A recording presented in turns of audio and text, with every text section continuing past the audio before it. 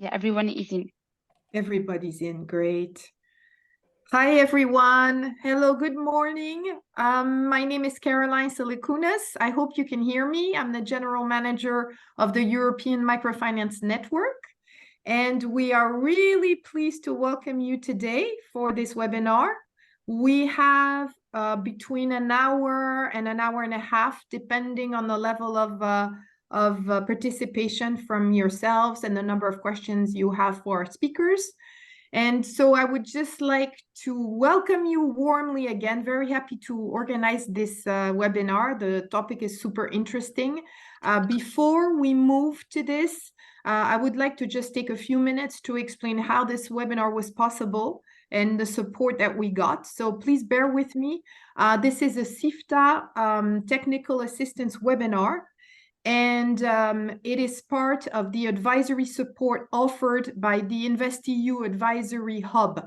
You may be familiar with the European Commission supported program. If we can move maybe to the next slide, Francesca, and the next one, yeah. So we are here under the whole InvestEU Advisory Hub, and our program is under the second round blue circle called Social Investments in Skills window. And you see different windows under the European Commission. Precisely, it goes under microfinance and social enterprise finance. And if we go to the next slide, I'm trying to make sure we move swiftly on this so we can allow our speakers the most time. So if you look at this slide, I just wanted to explain that European Investment Bank was selected as an implementing partner for this program. And it offers targeted capacity building, technical assistance, market development support to all financial intermediaries active in either microfinance or, and very importantly, social enterprise as well. This is a continuation, the successor to the EU Easy TA program that you may be very familiar with, that ran for several years in the past. And SIFTA has two major pillars. One is the capacity building, under which you find this webinar, and the other is the rating, assessment, and evaluation. So if we can move swiftly to the next slide. This is the time frame we have for SIFTA. It covers the 27 EU countries. The budget is available until the end of next year to date. InvestEU covers the period until 2027, but for now, funds have been earmarked until December 2024. And the beneficiaries are mainly non-bank microfinance institutions, MFIs, credit unions, and we have all the social enterprise finance providers, such as investment funds, incubators, impact investors, and so on, with the idea of supporting the micro entrepreneurs and SMEs. So this is the major point of this. The consortium is made of different actors. You have the consortium leader for the project advisory part is Frankfurt School, with two partners, MFC, Microfinance Center, and ourselves. We are EMN. And on the rating and assessment side, Microfinance rating, Microfinance rating is the major provider of the assessments, rating and evaluations. And I would like to add that there is also an important component of impact, also impact measurement and assessment under their methodology. And in general, under SIFTA, we're also working on, obviously, the introduction of ESG standards. So if we can now move to then the final slide on SIFTA. If you need any information, here is some of the web and email addresses that you can consult. If you would like to apply, it's actually really simple. You have here the email address, and then this will be followed up by different meetings and information requests. We are, as Yemen, also both coordinating technical assistance under SIFTA and providing direct technical assistance. The activities under SIFTA are very diverse. There's tailored trainings, investment readiness training. We do training and coaching on the Code of Good Conduct implementation, workshops, peer-to-peer study visits, portfolio analysis, and analytical support. So there's really a lot of activities, and we hope some of you have benefited from it or could in the future benefit from that. So now that's for SIFTA, and it allowed us to organize this webinar today, and where we would like to discuss this innovative model that FAIR has put into place, and then hear how other impact investors can actually use this model to provide funding as well to some of our members and beyond. So without further ado, let me introduce you to our first speaker, Patrick. Patrick Sapie is CEO of FAIR. FAIR is the French collective of social impact finance stakeholders. And there are three financial labels in France, and FAIR manages one of them called Finansol. Patrick, before this, spent 15 years working for ADI in a number of positions. He has also worked with the social entrepreneur network called Réseau Entreprendre, and he was one of their first directors.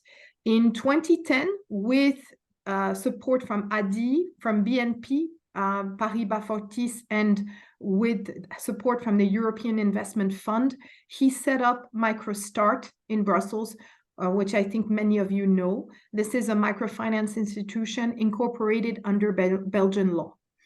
And then it, of course, expanded throughout the country within a few years. And for the little story, Patrick was very active with Yemen a few years back, as he was a board member of Yemen, and he was also for a few years president of the board as well. So warm welcome to you, Patrick, and you have the floor. Can you please explain to us a little bit your model and the purpose of it? Hello, everyone, and thank you, Caroline, for this introduction. I'm very happy to be here with you. As Caroline mentioned, I was quite active within the European Microfinance Network between 2012 and 2019. So very happy to be there again. I'm now currently back to France and working as a CEO of an organization which is also a member-based network. I will try to share my screen with you, so just allow me to do that now. Okay, can you see my screen? Okay for you? Fine. Yes. Okay, fine.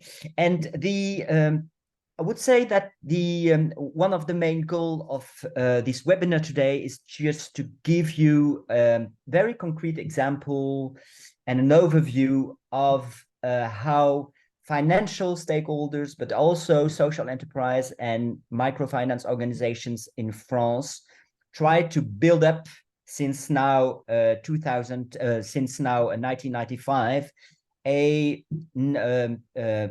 legal framework just to develop social finance in our country and to channel the money of individual investor in big funds, as the outstanding of these money is now currently a bit less than 30 billion euros. So channeling all these savings and money in big funds, these funds will then invest in microfinance institutions and social enterprise in order to provide them with funding for their development.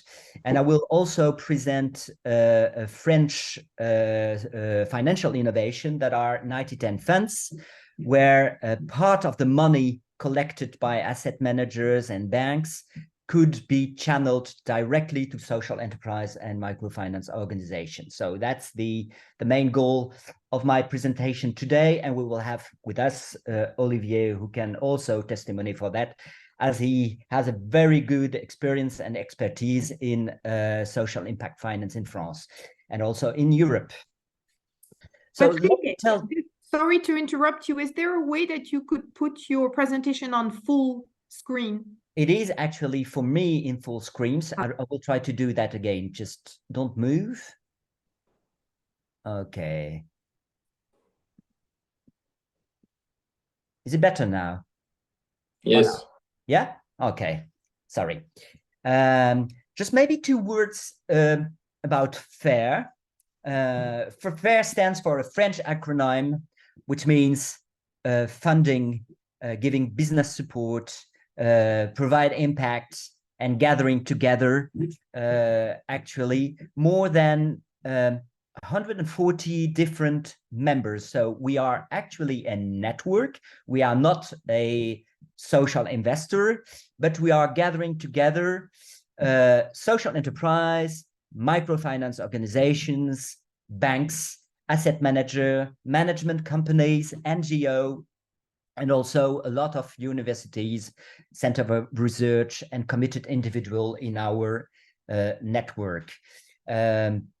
We are just sharing our knowledge, good practice, and expertise on both French and international stage, as we are running the French Secretariat of the National Advisory Board of the Global Steering Group for Impact Investment, which is a global network just dealing with social impact investors. As Caroline said, we are also managing one of the 3 financial label in France. These 3 labels are labeling mainly financial products and saving products. This label was the first label in sustainable finance that was created in France now 30 years ago, and we labeled more than 190 different saving products in order to provide investors and official confirmation and reliability that the money is really invested in organization with a social purpose. So FAIR has a history, has a 25 years history. It was first an association that was founded by Adi, as you know, a member of the EMN, but also other stakeholders such as the Caisse des Dépôts, which is the French long-term investor bank, also some mutual and cooperative banks in an organization called at that time Finansol. And we merged in 2021 with another organization that was called Impact Invest Lab that had at that time 2 centers of expertise. The first center of expertise was an expertise on social impact bonds in France. We are still a resource center for the government regarding social impact bonds. And the second center of expertise was a very good expertise on impact finance at a global level. What are we doing? We are just helping our members to innovate and share their practice so that it benefit to actors and beneficiaries. We are strongly promoting social finance among the public in order to educate the sector's stakeholder. We do a lot of advocacy that I will explain to you how we do that, but one of our main work is just to develop a very attractive legal framework at the same time for investors, but also for individual savers, so that they can invest their money in social purpose organizations. And we are just gathering together a community of very dynamic and active members. So our expertise would be probably something between philanthropy, as we are just working also with NGOs that are seeking for subsidies and donations, and labeling products that are specifically channeling donations to these very specific organizations, and between traditional finance that is defined by just the funding of companies without applying any specific social environmental criteria. So our just expertise is probably around impact finance. And we have there two pillars, a French pioneer concept of social finance based mainly on individual investors, where we are going to channel the money of the investor and invest this money in financial products so that microfinance organization and social enterprise could be funded by this specific money, and a more institutional approach regarding impact investing, which is defined by intention, additionality, but also impact measurement. These two channels, so institutional approach and a more citizen approach, have the same goal. It's not the same channels that they are dealing with, actually, but it's the same goal, is just to channel finance in order to fund social enterprise and microfinance organization. And we are clearly, in the global work of impact investing, there are clearly two different approaches regarding impact investments. You have an approach dealing with finance first. So the most important thing is probably the financial return of social investments. And we are clearly on the other approach, which is impact first. So we are just more concerned about the importance of impact rather than financial return for individual investors. Towards maybe about the label, the financial label, as I said, was the first label created in France. We are labeling financial products through a very independent committee. You have a wide range of different products that are labeled today. You have saving accounts, very simple saving accounts, but also very specific funds that I will revert to you in order to explain how this financial innovation developed itself in France during the last 20 years. We are staring at the products with two main pillars. Solidarity, so will the money provided by individual investor be channeled really to social organizations? So that's very important for us.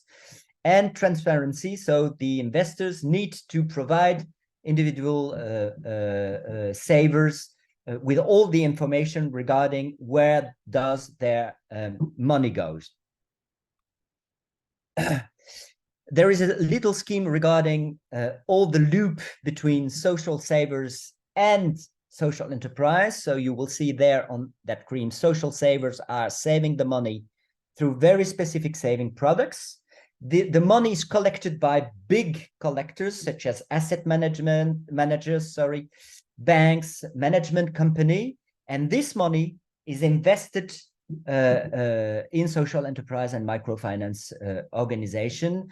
And to make these financial products more attractive to individual savers, we have there the label, which provide confidence to individual savers to certify to them that their money is correctly invested in social organization. Two words about the numbers now. So the money is collected through three main channels, mainly now through employee saving schemes that are put in place by big companies. Out of the 26.3 billion of outstanding, 15 billion are now channeled through employees saving schemes. A second channel is very simply through banks and insurance company providing saving products for the people so that they can invest their money. But there is also a third channel, So it's directly direct investment in social enterprise by buying shares and bonds from these enterprise. And I have to mention that on that point, we have in France a very attractive legal framework, financial and fiscal framework, so that individual investors have a tax reductions if they of 25% of the amount of investment if they invest in social enterprise in France. And this channel is growing quite fast. All these outstanding of money are growing very fast now. The rhythm of growth is approximately between 10 and 15% a year. Last year we made 7%, so it's a low growth. It's a slow growth for us, but it will probably be by 15% this year. And all this money is providing was providing more than 100 million euros funding for social enterprise. I will try to go a bit quicker regarding these very specific financial innovation that we tried to develop in France and that a lot of European countries want to copy in other countries that are the 90-10 funds. So a big explication that regarding 90-10 funds. They first appeared in France 25 years ago, or 30 years ago, sorry, in 1994. 90-10 funds are very specific blended finance funds where you are mixing what we called in France a pocket of solidarity-based assets between 5 and 10% of the amount of money, and between 90 and 95% of assets managed according to ESG criteria or SRI criteria. And these hybrid funds had in France a lot of success. It is they developed themselves through a very specific legal framework that we developed between 2000 and 2010, and they have a big success. As I mentioned, these funds are collecting more than 15 billion euros money, mainly on employees saving schemes.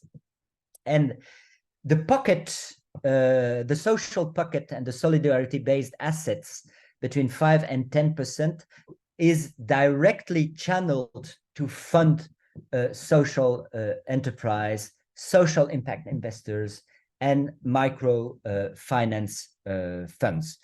We have now approximately 60 funds that have been awarded the financial label of social finance for approximately 15 billion euros.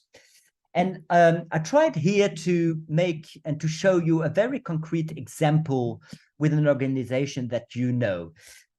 We have a success story in France that was the first 90-10 funds that was created, and this fund is managed by an asset manager, which is a subsidiary of the BPCE group, which is a very big cooperative and mutual bank group.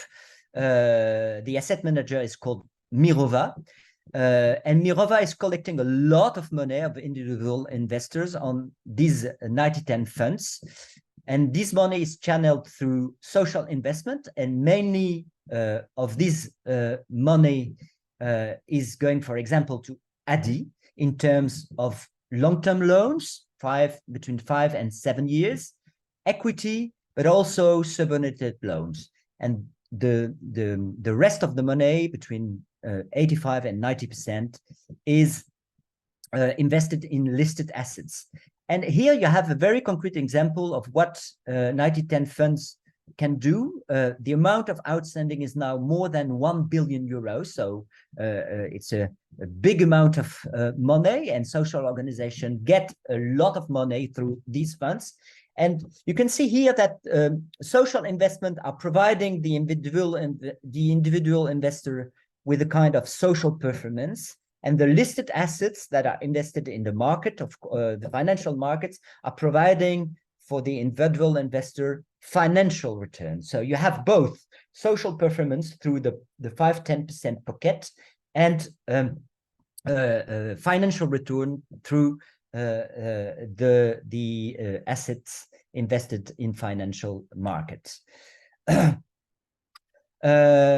How can we in Europe make 90/10 funds more available for European investors? That's a very tricky question that we are struggling with our European partner, but also with the European Commission, because these funds, in order to spread out all over Europe and also be funds and vehicle of investment for individual savers out of France, need to require the UCITS passport, which is an administrative passport granted by the European financial authorities. And there is a problem because the 5 and 10% non-listed social assets often contains debt instrument and very specialized funds, which is quite difficult to obtain the UCITS passport in order to spread out all over Europe. But benefit of scaling up of 90/10 funds in Europe will be, of course, very innovative. At the same time, for citizens, so that their money could be invested directly to social enterprise.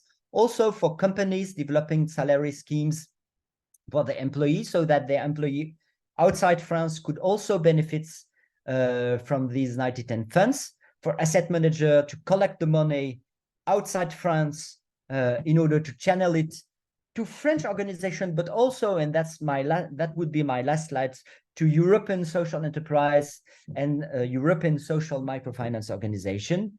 And of course, for the European Commission in order to finance just transitions. But as a European MFI, you can possibly also benefit for 90/10 funds and have a lot of money in order to develop your social impact.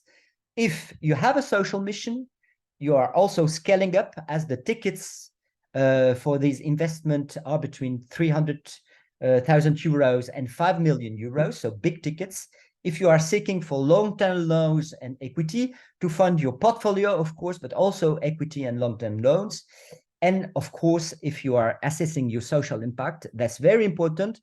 If you are in that case, you can contact directly the main French social impact asset manager that are dealing with these very specific funds. BNP Paribas Asset Management, Amundi, Ecofi, Mirova, and Crédit Mutuel Asset Management are the main players in this area. And I think I have finished my presentation and open to questions before giving the floor to Olivier. Thank you, Patrick, very much for this. It's a remarkable model, and it's really impressive when you mention the amounts. And so you talked a fair amount about the regulation and this very enabling environment in France. What would you say are other key drivers to try to, could this model be replicated elsewhere, especially in Europe, but not only? What would you see as the key drivers? The key drivers for this model are very specific. It was possible because I would say at the same time, social players, regulators, and financial actors worked together in order to innovate regarding financial products and set up a very positive legal framework to do that. So you need to work together with the financial players, of course, such as banks and asset managers. You need to work with the social actors, but also with the civil society to show that it's possible to save on a very useful way, actually. And it is also very important to work with the public authorities in order to develop such a legal framework. And this is because we worked together during a long time that it's now possible to have a specific regulation for these funds. And Olivier will mention very concrete example, but he's one of the strong advocates in order to replicate that kind of funds in other European countries. But we are also doing that, and we need also, in order to continue this struggle, to build alliance with other players in other countries to convince the European Commission that a very little SWIFT in the financial regulation could be possible, and address all the social problems within the European Union. So far-reaching impact for that, really very impressive. Patrick, you were talking about the beginning of the story and how the funds are mobilized and how everyone gets together to have access to this enormous 1 billion euro, in the case of this fund, amount of money, and how it's rechanneled to other partners. And so now we'd like to look at the other side of that chain by asking Olivier Deguerre to give us a presentation. Before that, I would like to give you a few lines about Olivier. He is the director of FeeTrust.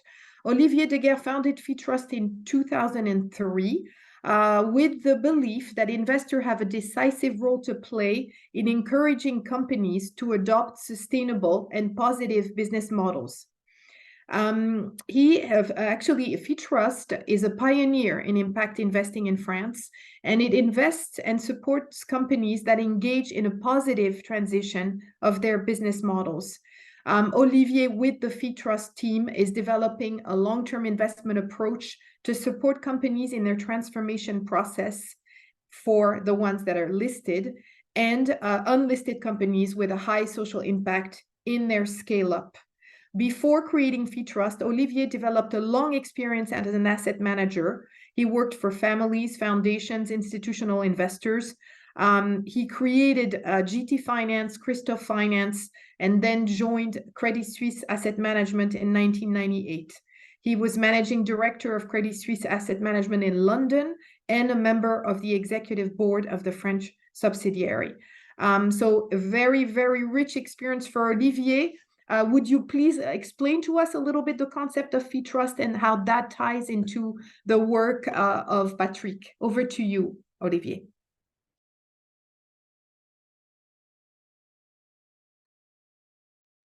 You have to, yeah, you're on micro, Olivier. Sorry, excuse me. So thank you very much to give me the opportunity to present you what we've done in the last 20 years and what we're doing either with FAIR in France or in Europe or in microfinance. Just to summarize maybe what you just said 2 minutes ago, FeeTrust was, I created FeeTrust in 2003 because of I met people. And the first people I met were people that were shareholders in large corporates in France. And it was impossible to get discussion or to have the CEO listening for, I would say, governance issue, environmental and social issue. So we created in 2003 a French fund, which is invested in the 40 largest French companies in France. And it's been 20 years that we're doing shareholder engagements towards those very large companies on governance issues, environmental issues. For example, we filed a resolution at Total in 2012 on environmental issues in Canada. And we've been very active in this. And we met every year 25 CEOs of the very chairman of these very large groups. And we are the only one asset manager in Europe that has filed 50 resolutions in those companies since 2003, because we do believe that general meeting is a way we can discuss and exchange and see what the shareholder really want. We worked a lot with very large French companies like Schneider Electric, ENGIE, EssilorLuxottica, and others, Danone, on social impact investment, where I'm going to talk 2 minutes in now. The second activity we have is social impact investments that we created in 2006 because we met NGOs or social companies that were looking for funding, and at that time couldn't fund. And we are in France one of the first social impact fund with private investors. And we call ourselves a social venture fund, meaning that we are dedicated to fund and support and mentor and help the growth of social companies, which is companies that have an objective to solve a problem, a social problem, but must in the end, or quickly if possible, but well in the end, must have, I would say, a business model that allows them to grow. Many of our projects we fund today are hybrid, meaning that they come from a social NGOs that have a capacity to develop a for-profit model, and we blended those with a not-for-profit and for-profit. So we have structured a foundation. We have funds, which are in social investment funds. That would be in the presentation that Patrick told you earlier, which is the 10 parts. In the 10 parts, we have some, I would say, all of these asset managers are investors in our fund, but we've raised up to now 40 million, and we're presently raising more than 70 million. And of the 40 million, those, I would say, 90-10 fund represent 8 to 10% of the subscriptions. The others is 50% private investors and 50% large institutions. Our main, we dedicate to social impact. We fund companies, but we do believe that if we cannot help those companies to grow, if we do not mentor them, and we have the chance to have 25, 30 private investors that have invested in our fund and that are in our investment committee, for 13 of them, and the 25 of them are in the board of the company in which we invest. And we do believe that it's with this help, with this type of, I would say, support, that we can help those companies to develop. Just to give you an example, and then I will go more precisely to microfinance. We have, it's a long-term process. In general, we stay 12, 15 years in the companies in which we are. We are there for long-term, because if you tackle to social issue, it's a long process. Just to give you 2 examples, except of microfinance, and then I will give you maybe 2-3 examples more precise on what we've done in microfinance. I met an NGO in France, in Aubagne, called Lavarap in 2006, and another NGO in Paris, which was Ecoder in 2006, and it was those 2, which was the creation of the fund, because at that time we asked if it was possible to invest in those companies through our foundation. It was impossible by French law, so we created an investment fund. Lavarap is dedicated to put people back to work. In France, we have a specific law where those companies, which are called inclusion company, they take people. You have generally 1 month, 1.5 months subsidies from the government, and after 2 years, you must have trained them and find them a job. So imagine that in your company, 80% of the employees leave every 2 years on a rolling basis, and with those, and they have found a job that you have helped them to find a job. So it's a really specific way of managing those things. When we met this NGO in 2006, they were doing 1.6 million revenue and help from different authorities. We helped them to create a for-profit company. We helped them to find investors like us, like those 90-10 funds that came in the company. Now we have companies that have put back to work in France 100,000 people, and that is having a turnover of 100 million euro sales every year, and it's growing very fast. Another company called Ecoder, it's restructuring all computers with handicapped people, schizophrenic, autism, etc. We met them, there were 8 people. One of my friends has just sold his software company. He took the job, and now we have a company with 200 employees in France. 150 are handicapped people, schizophrenic, autism, etc. And they are presently raising funds to accelerate, because there is a new law in France which obliges all the governments and public institutions, when they buy computers, to have at least 20% recycled computers. And there are not so many recyclers in France, so the organization is very, very large. So just to say that it's a clear example that what we've done in, I would say, social enterprises. If we go to microfinance, so if I can have the first slide, we invested in 12 years ago in Permicro. You all know in Italy, it was 13 years ago. We invested because we wanted to prove that there could be another way of developing microfinance that ADI in France, where ADI in France, 85% of the revenues is subsidies from banks or other institutions. So we wanted to see if it was possible to develop. So we are in the board. We helped Corrado Ferretti, Andrea Limone since 2010 to develop, to accelerate. And if you look at what's happened now, you see that there is, for just 2022, 26 million loan allocated, 400 jobs created, 2,000 or 3,000 beneficiaries of microcredits. It's still losing a little money, but it should be profitable next year. And we see that we have succeeded, and Permicro has succeeded to develop a long-term microfinance company in Italy, mainly dedicated to migrants, but with the support of the shareholders that are long-term shareholders, many Italian foundations, some private investors, and some funds like us, which are, I would say, long-term social impact funds that are not looking immediately at return, but look at how do you structure a company to accelerate. So that's been, for us, it's a fantastic success for Permicro, because we do believe that it shows that you can do this type of organization in Europe. If we take this next slide, it's Microfinance Solidaire. You may know Entrepreneurs du Monde, which is in French NGO, which is doing incubation of microfinance worldwide. It's in Haiti, in Burkina, in Philippines, in Cambodia, in many countries.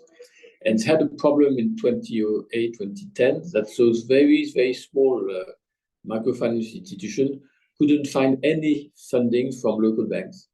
So we discussed with them and we helped them to create this tool, which is Microfinance Solidaire, which is now more than 12 million euros total capital, that is either investing or funding microfinance institutions and now some social enterprise, mainly microfinance institutions worldwide. And it's a very interesting project, because though they are in very, very difficult countries, because the NGO Entrepreneurs du Monde is very active and is managing those very small microfinance institutions worldwide, we have a rate of default which is very low, and most of the companies have been developing well and with good success. Now, we have some issues. For example, today in Haiti, they're obliged to close. They stayed very long in Haiti, but now it's no more possible to exercise in Haiti. So they were successful in Haiti. So there's sometimes they have geopolitical issues. But Entrepreneurs du Monde is very much supported now by Agence Française de Développement and other institutions to help and develop this type of microfinance. And we think that they are the first step in incubation. And we've been here to help them to structure a funding tool for that. If you take the third one, it's our most recent investment. It comes from discussion with Andrea Limone de Permicro and the team, and a certain number of other, I would say, professionals, and also Patrick Sappi, saying that in Europe, you had funds that are funding, I would say, microfinance institutions, but you do not have, I would say, microfinance venture fund in Europe. So we created a company in Bilbao with a certain number of founders, which are CEOs, ex-CEOs of microfinance institutions in Europe. It's Andrea Limone who is the CEO of the company. We have for the moment, three investors, which are Banca Italy, Seed Capital in Spain, and ourselves in France. And the idea, we made a pilot phase to see where was the market. And the markets that we see clearly where it is today in Europe, it's entrepreneurs, MFI, it's support on management of companies which are microfinance. For example, we just invested in Greece, for example, in small MFIs. And the others is to look at, I would say, financial institutions that want to do microfinance. So we are invested in a company in Romania that is going to develop microfinance activity. And we are presently, for this, we're going to raise funds, 10 to 20 million to accelerate, because we do believe that there is an enormous potential to invest in microfinance institutions in Europe, to invest in financial institutions that want to do microfinance, and to support and mentor them with those 6, 8 microfinance entrepreneurs that have been successful and that are ready to pass time to help those microfinance institutions to grow. So here it's it. So to summarize what we do, we are a social investment fund. we are funded by a certain number of investors, and which are institutional and private, and we try to have this double, I would say, vision. And we focus on social impact. We focus on the objectives that the entrepreneur or the social company wants to get, because we do think that it's the best thing to do. And we go step by step. We generally, to conclude, when you are in a venture tech fund, they invest in 20, 30 companies. They put all those companies in mode Ferrari, hoping that 4 or 5 companies will succeed very well and will be an enormous success that will pay for the rest of the fund. We do exactly the opposite. We invest in 30, 40 social companies in Europe, but also in Africa and Southeast Asia. We help them to grow at their pace, sometimes slowly, sometimes quickly. We want them to take time to prove that the concept works, that they really bring value to their final clients, that they really solve social issues. And when they have the capacity to accelerate, like for example, Lecoder today, they're going to accelerate because they are now, after 12 years, they found a good business model to accelerate. So it can be long. So we are patient investors. And we do believe that with the success of the companies we've helped us in the 20 years, it can now be a long success we can accelerate because we do think that there is a lot of And last point, very often when I talk, people tell me, but how do you fund projects? Where are the projects? We don't find projects. And we tell them, look, if you're looking for projects that are no risk, very high return, and social impact, you have very few. If you accept risk, if you accept a lower return, because we tell to investors, in the end, it's 3-5%, it will never be 15%, because you have social impact, then you have lots of projects, and that need mentoring and support. So if you have any question, I'm very happy to answer all the questions you would have. Thank you very much, Olivier, for this for this explanation of your model. Yeah, I guess one question that comes to mind is, you mentioned the case of this one NGO that is really more high risk startup. It sounded like, I think, the Entrepreneur du Monde. Entrepreneur du Monde. And this is, would this be, you would say, in your portfolio something exceptional, or do you really try to balance, have the more mature ones, such as Permicro, sorry about the confusion of names, Permicro, and then this one? What's your view on the risk profile that you take? We have both. At first, in 2006, most of our companies were, I would say, startups or just have a for-profit model. And we still invest today in small companies that have, I would say, a pilot phase is done. Maybe not startup, not incubation, because there's a lot of people doing incubation. We're just when you accelerate. Yeah. But we have today many large projects that are very large. So now we invest in both because the market has evolved. The market is different from country to country. If we go in Africa, there are really small projects, but we are today in a project called Laiterie du Berger, which is milk in Senegal. It's 35 million sales every year. So it's now, I would say, a mature project. But it took 15 years to build that. Yeah. So, but today we do both. In the new funds we raise, we do exactly both. I would say acceleration and mature projects. Okay, very well, very relevant, for constituents, because we have a lot of small MFIs that are really in that phase where they're not startups, but trying really to grow. Patrick, any reaction to what Olivier was saying? Any question or comment for him? No, I want to thank Olivier for this presentation, because it gives the audience a very concrete example of what FITrust, as a very pioneer of social finance investment and social investment, in France, does for microfinance organization. And it is because this innovation and this conviction probably but also in a very sustainable model that Olivier and his team developed, that FITRUS is clearly a success story of social finance in France, but also in Europe. As you say, FITRUS has a lot of activity outside France.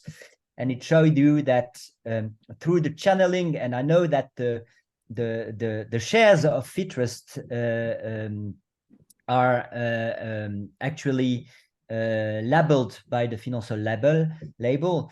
It's also a very concrete and very innovative example of what patient capital can do for social organizations. Maybe I can add something which is important for actually the people around the table. We have been helped to go in Europe by the European Social Enterprise Fund, USEF, which has been created in 2012 with the Social Business Act, and with all the thoughts around by Brussels about what is a social enterprise, what is a social entrepreneur, and how is it possible to fund that. It can be very useful to have, I would say, a scheme where we could enter, which is European, and that we can invest. The only issue is that to invest in it, private must put 100,000 K, so it's a lot of money. So it's not for small investors, unfortunately. But I really do think that there is an enormous appetite from private investors to invest in projects that are social, that solve issues, that can be social projects, microfinance projects, etc. And that there is a need in Europe to enlarge the capacity, the possibility for small investors to go in this. When we discuss with very large investors, they tell us, you're too risky, you do not have enough return. When we discuss with regulators, they tell us, you're too risky. We had investor coming in our funds, institutional investor, I say 8-10 years ago, which put us a very, very, very risky analysis. But if you look today on the 18 years of existence of our social investment fund, our rate of default is 7%. Rate of default for venture capital in social enterprises, which is very, very low. So I really believe that when you stay long in an organization, even if there is problems, the team, the people around find a way to find the good business model, and you can succeed and you can survive. It's not in 3, 4, 5 years that you will know exactly, that you can say it's done, it's finished. No, if really there is a social issue, I think investors should put much more time, patience to end the team in order to succeed, to solve the social problems. So it's a very big issue today in Europe, where you've got a lot of impact funds that are financed, like Patrick said, and that are looking for very high return on a very short basis, which I don't think is what is needed and what is possible to do with social enterprises and MFIs. Completely agree. I think, Patrick, I think everybody on this webinar agrees with that. And it's true what you say. There's a momentum in Europe around the social economy. It's a big topic for them. And so I think trying to bring together this funding that is waiting to be invested in and their institutional strength, I think would be really good, because there's we see a huge need. And in fact, the money is there. So it's a matter of how to channel it. And there's another point which is very important in my mind, and I pass my time to tell that, and I think we should all together push. The model of the classical private equity fund is not the good model for social impact MFIs. In a classical company fund, or finance fund, venture, or whatever fund, the objective it's a risky return model. The high risk possible with the minimum risk possible with the highest performance. And then you put carried interest on the financial performance. In impact funds, now there is carried interest with impact measurement. But we see clearly, we do not have carried. From time to time, we are obliged to have carried interest, and we give 100% to our endowment fund, our foundation, 100%. We don't want carried interest for our team. For 2 reasons. First, our team does not come to work in FITRUS because they're going to make a lot of money. They're going to live well, but it's not, I would say, a pure financial decision. The second thing, which is very important, if you have carried interest with two potential, I would say, projects, one which is going very well with low impact and one going not very well with high impact, if you've carried interest, what are you going to do? You're going to push the first one and not the second one. So I don't think the model we have today is a good model. This is an important statement, right? I mean, I think, yeah, it's a key moment, right, in rethinking a bit the way things are done and moving into more innovation. So I think your voice is really important. I'm smiling because I'm thinking of how many times I encountered precisely what you were describing. So yeah, I think it's time for your voice and those of you who are more risk takers to be heard, because we do have so many small institutions doing wonderful work, but having a really hard time around this. And to show, obviously, the financial results first was not their intention in the first place. So we really appreciate your values there. And I would like now, with the time that we have left, and there's no rush, just to clarify from the audience, if anybody would like to ask the participants and the speakers anything or make a contribution to this discussion, it's an open floor now to anyone who has something to add or to ask either Patrick or Olivier. I think everybody's very quiet. I did see a comment about Portugal, and yes, and Denmark. So yes, I think there's a real interest in seeing how even a microfinance fund can be created in other countries and models from other countries where the example of France would be very useful to understand how you've done it. Raphael? Yes, thank you, Caroline, for this Hi. opportunity. I was very impressed. I have come across, I think it was last year with Patrick on the FEBEA conference in Barcelona. So at that time, we didn't have the results that we have now after the EIB has finished the feasibility study, but we still have a long way of obstacles to overcome. Anyhow, the thing I want to mention is that there's been a lot of discussion about these issues on USEF funds. How open are the regulators to accept innovative solutions?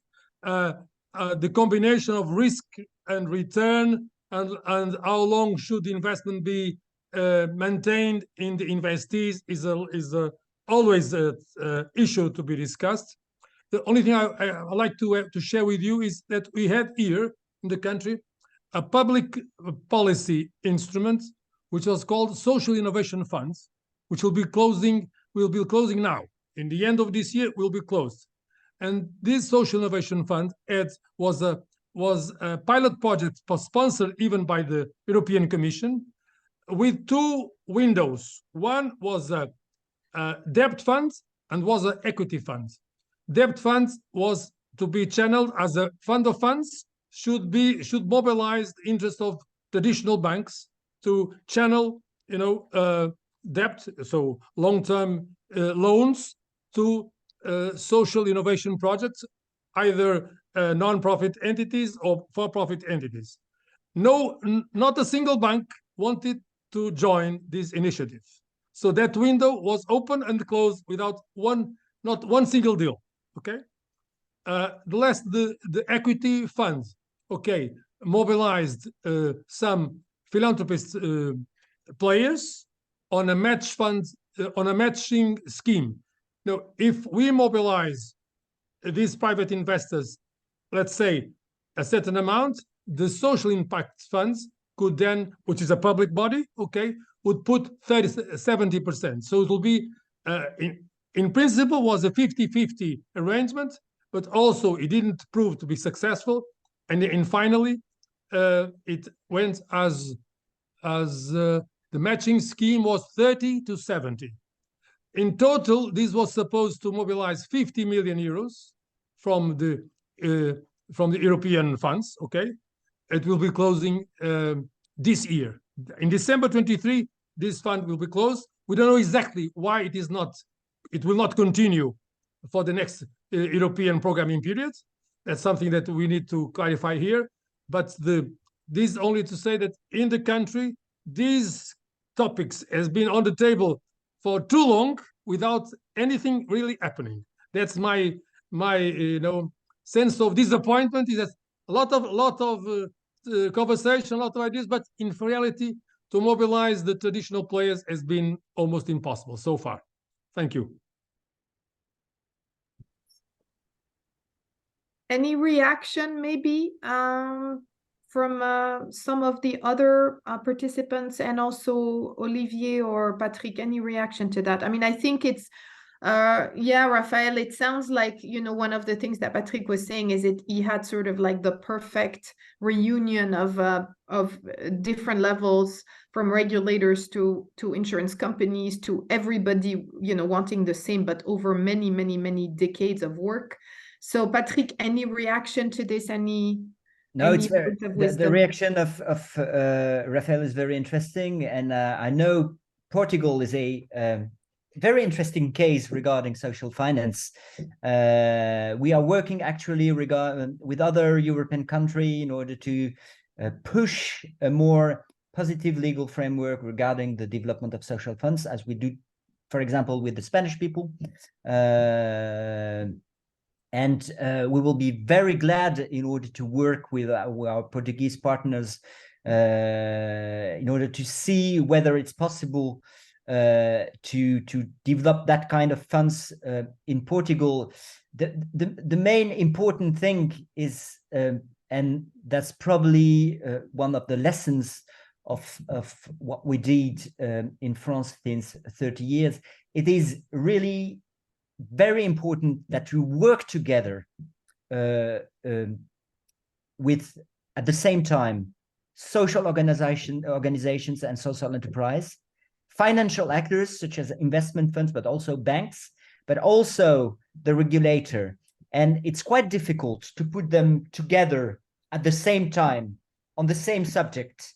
And this is quite kind of tricky, but if you succeed to do that and you have proofs of concepts such as what we did in France, then you can convince them. And another important step is just to connect all these framework with the European regulation regarding finance, because now financial regulation is mainly regulated through the European institutions.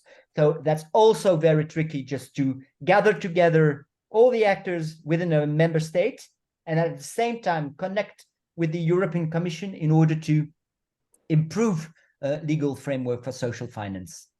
Olivier, you wanted to add something? Yes, I want to add something which is very, very important.